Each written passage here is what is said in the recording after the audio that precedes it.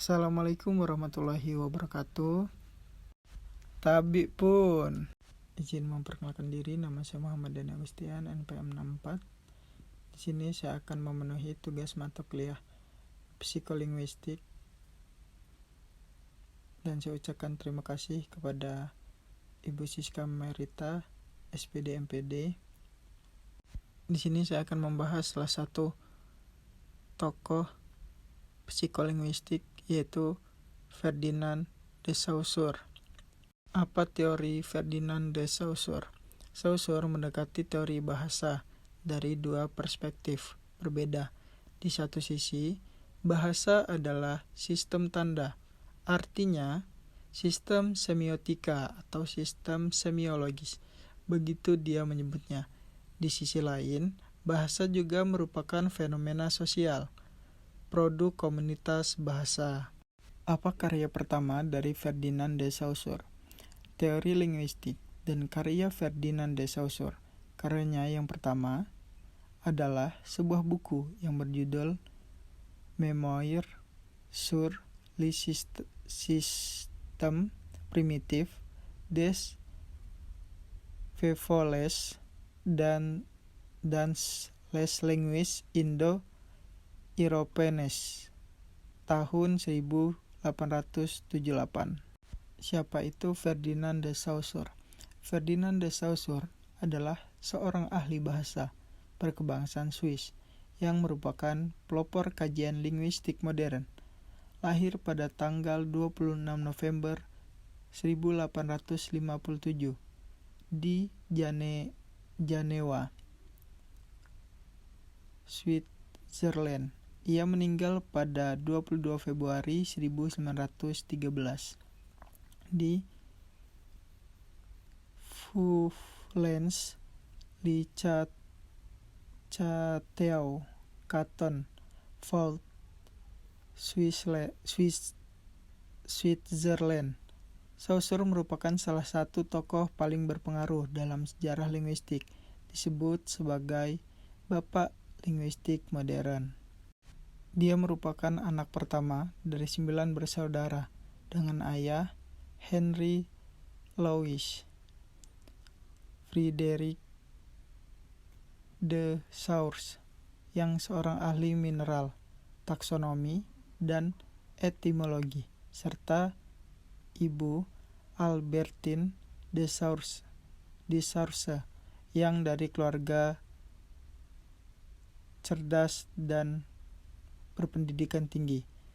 Saussure menempuh pendidikan di Universitas Leipzig, Universitas Berlin, dan Universitas Jenewa. Belajar tentang berbagai bahasa seperti bahasa Latin, Sanskerta, serta bahasa Yunani kuno, dan mempelajari beragam program studi di sana. Juga menulis dan menerbitkan banyak manuskrip dan esai tentang permasalahan linguistik umum, seperti Mémoires sur le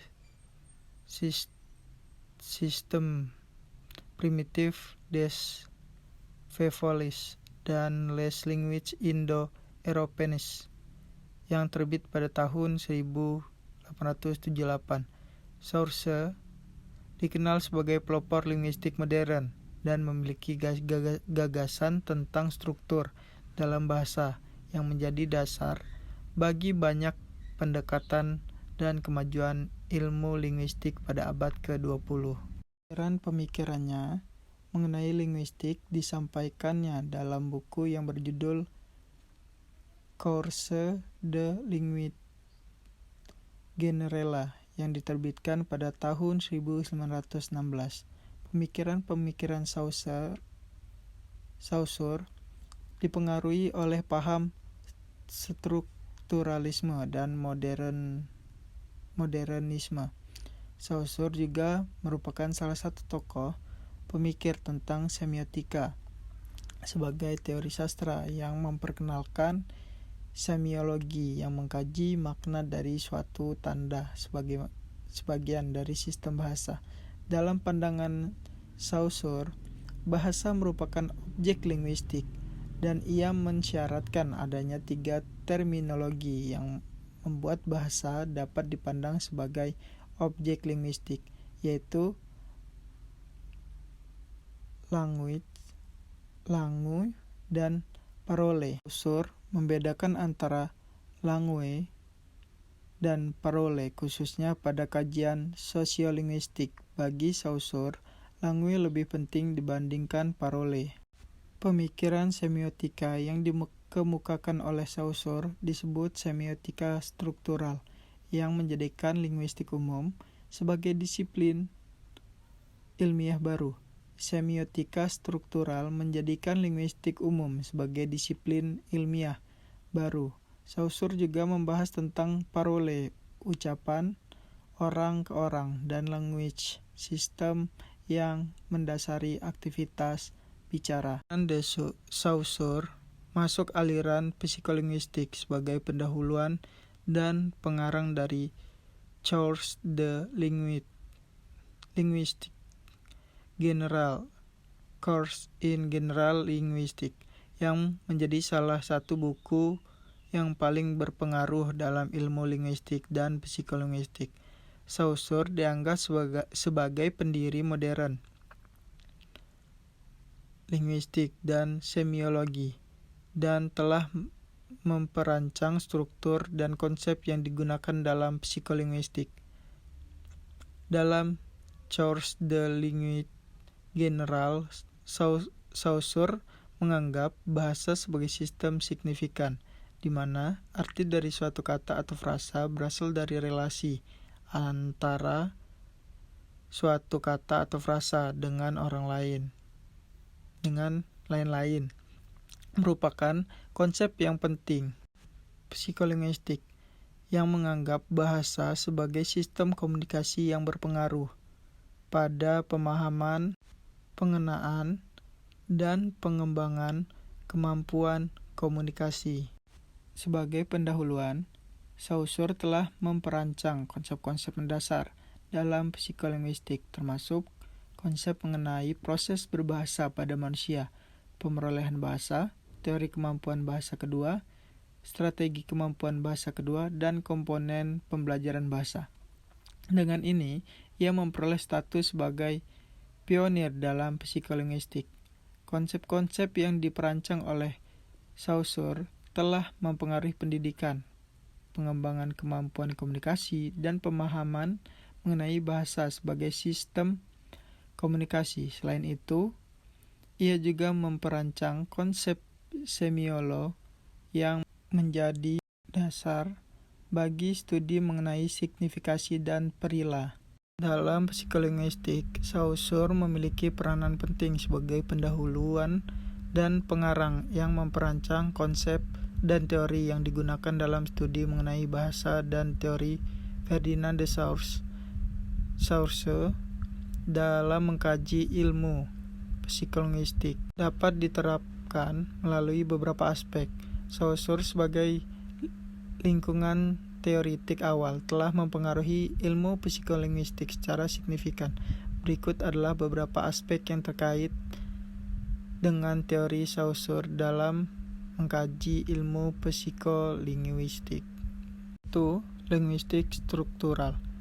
Saussure mengenali bahasa sebagai sistem yang dapat dikategorikan menjadi 2 aspek. Yang pertama, language, sistem bahasa, dan parole, penggunaan bahasa.